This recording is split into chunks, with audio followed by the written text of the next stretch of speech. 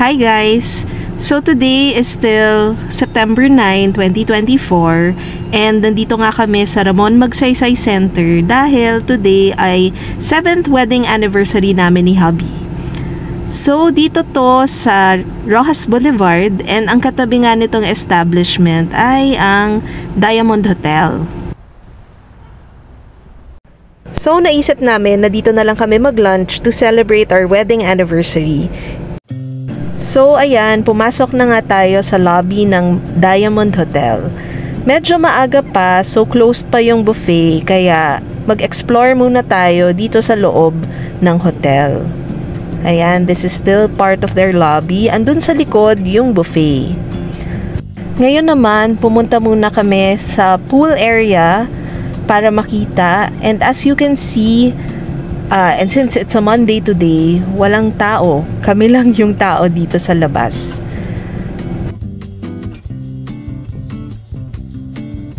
So, finally, nakapasok na nga kami dito sa Cornish Buffet. Ayan, and ngayon, nagsasurvey lang ako ng mga food na kukunin ko later. Ayan, merong seafood and meron din Indian station.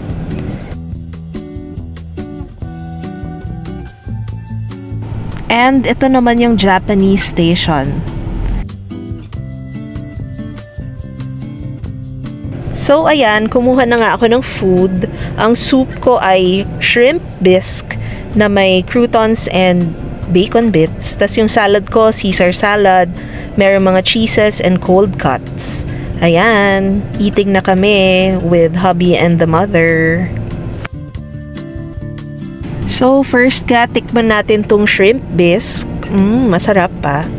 Very balasa yung hipon, yung essence ng hipon.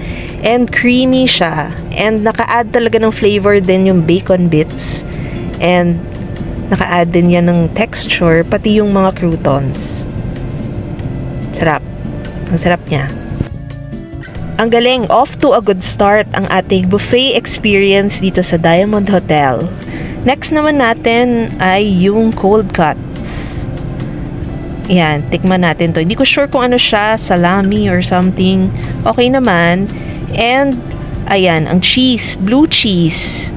Yan, favorite ko ang blue cheese. Sarap, masarap naman. Pati yung salad, okay siya. Masarap yung dressing, Caesar dressing. And, samahan pa natin ng cheese. Ayan, sarap. Sarap ng combination.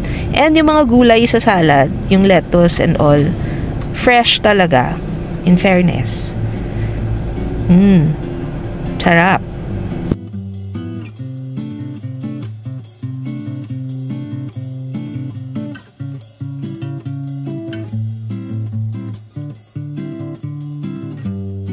Next naman, try natin yung Japanese. So, tempura, shrimp, and squid. Tas yan, mga salmon sashimi, tuna sashimi. May parang mango salad din sila. And yung mga maki rolls. So, first off, yung salmon sashimi. Eto, mahilig din ako dito. So, tikman natin. Sarap. Ang fresh. Eto, try naman natin yung salad. Yan, mix ko muna. Not sure kung may dressing. Parang wala naman ako nakita doon. Pero sige, tikman natin. Sarap. Okay naman kasi yung sweetness ng mangoes, parang ano siya, sakto siya dun sa gulay. And as you can see, fresh talaga yung mga gulay nila. So, okay din. Pero, okay talaga tong salmon sashimi nila. In fairness, sobrang fresh. Ang sarap.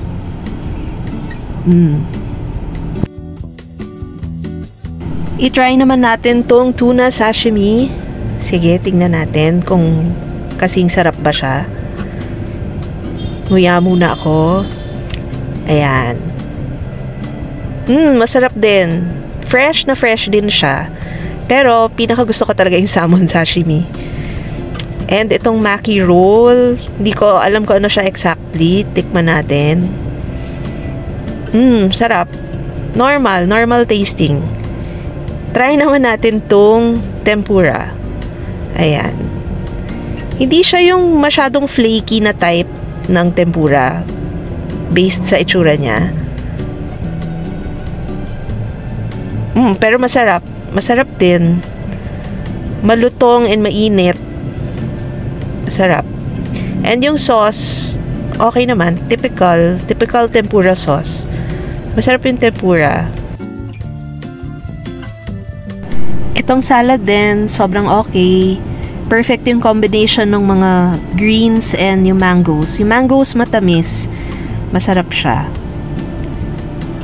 Pero for me, yung pinakamasarap dito sa Japanese talaga is yung salmon sashimi. Perfect. Ay, pero may hindi pa tayo na-try pala itong squid tempura. So, ayan, tikman natin. Okay, medyo struggle siyang, medyo rubbery siya ng konti. Ayan, ang hirap kagatin. Okay naman yung lasa. Pero mas gusto ko yung hipon na yung ebi tempura. Ayan, ito yung last roll natin. Okay din, masarap. Pero parang pareho lang yung lasa niya dun sa roll kanina. Ayan, next naman natin is yung Indian food. So, kumuha ako ng butter chicken, samosa, biryani rice, and yung malutong na bread na hindi ko alam yung name, and mango chutney. So, try naman natin yung butter chicken. Masarap siya. Pero for Indian food, para medyo mild yung taste. And ayan naman yung biryani rice. Okay din. Maganda yung quality ng rice. And ayan, masarap siya. Bagay na bagay dun sa butter chicken. Kaya okay dito yung i-mix yung sauce ng butter chicken dun sa rice para mas kumalat yung flavor. Try naman natin tong samosa na sinawsaw ko sa mango chutney. Oh, okay din. Masarap. Masarap siya.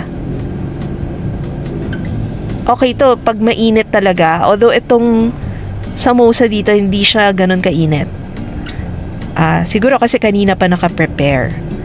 So ito rin yung, sorry, hindi ko talaga alam kung ano yung tawag. Hindi ko nakita kanina kung ano siya. Pero yun, masarap. Pag ihalo dun sa sauce ng butter chicken. Ayan, as you can see, ang sarap, i-mix-mix natin yung sauce dun sa rice. I think ito talaga yung perfect way to eat this. And dagdagan pa natin ng chicken. Ayan. And mix. I-mekes natin. Sarap. Ay, sarap talaga ng Indian food. So, dagdagan natin ang texture ng malutong-lutong. Ayan, sarap din. Sarap din ito. Ang sarap niya kainin kasabay nung chicken syempre and yung biryani. Ito naman si Hubby. Samosa na may mango chutney. Sarap. And siya hindi nag-rice, 'di ba? Hiyang-hiya naman ako. Ito lang yung malutong lang na bread yung kakainin niya daw. Oh, wow. Sarap. Sarap na sarap si Hubby. So, at this point nga, kumuha na ako ng fruits para malito yung bibig ko kasi nag-uumpisa na akong maumay. Ewan ko, ganun ako talaga pag buffet. Ang dali kong ma-overwhelm sa mga pagkain, lalo na kung madami. Kaya kailangan kong lituhin yung bibig ko by eating something sweet in between dun sa mga savory dishes. So, ayan, okay nga yung fruits. Very fresh and juicy and matamis naman siya. So, ayan na nga, ready na ako for the next food. Merong steak and buttered prawns. Ayan. Si Hubby lang kumuha nito. Makikitikim muna ako kasi nung nakita ko, ay, ang taba niya. So, tikman muna natin. Tignan ko kung kukuha ako. Okay naman. In fairness, well-seasoned siya. Masarap. And yung pagkaluto niya, medium well, parang okay naman. Kaya lang malitid. I'll be honest, malitid talaga siya. And mataba. So, umulit na lang ako ng salad. Tapos gusto ko tikman tong lamb something and itong buttered prawns and barbecued ribs. Ayan. So, na-mention ko na kanina na nagustuhan ko talaga yung salad. Same dressing pa rin yung kinuha ko. Caesar pa rin. Kasi yun yung gusto ko. Ayan, tikman na natin yung lamb.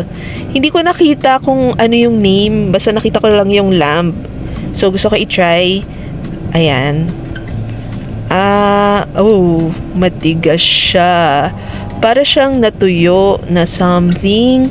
Okay yung lasa niya eh.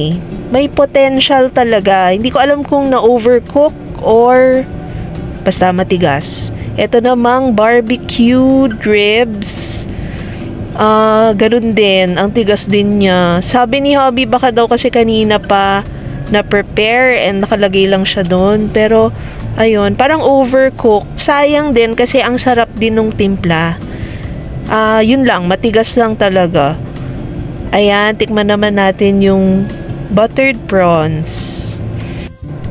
Parang fresh siya talaga kasi ayan no, ang dali tanggalin ng balat. 'Di ba? Sabi nila ganun daw pag fresh yung hipon, madali balatan. And masarap siya. Okay yung timpla.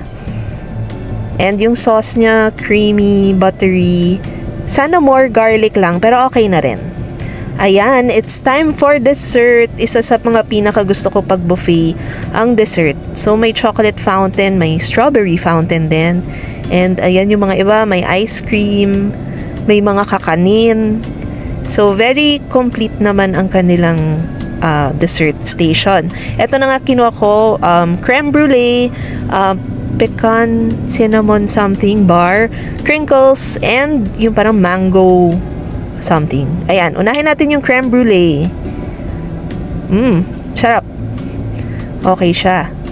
Very good. Creamy and hindi tinipid sa ingredients. Malasahan mo talaga. Ito naman yung mango gelatin something. Hindi ko na matandaan yung name. Tikman natin. Ayan, as you can see, may gelatin and mangoes. Okay din. Okay naman. May parang, ano ba to? White chocolate and color mango na chocolate. Okay lang. Hindi naman masama, pero hindi rin super sarap. Tama lang. And ito yung pecan, cinnamon, walnut something ata. Hindi ko sure. Na bar. Ayan, tikman natin.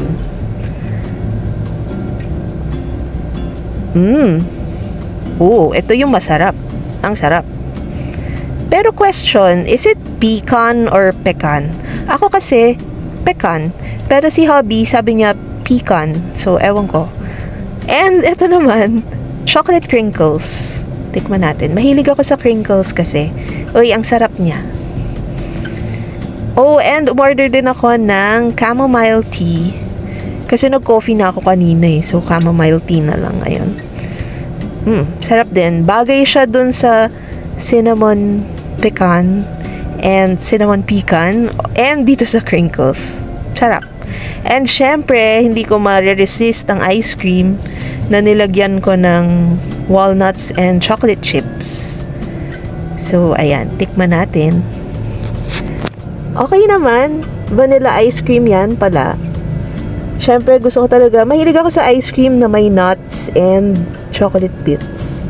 So, overall, naging okay naman ng dining experience namin dito sa Diamond Hotel. Ang regular rate nila sa weekday lunch ay $2,990 per head. Pero since meron kaming BDO credit card na ginamit, nagkaroon pa kami ng 40% off per head. Kaya naging $1,800 per head na lang. O, diba, not bad for a hotel buffet. Kaya, ayan, thanks for watching and see you on my next video.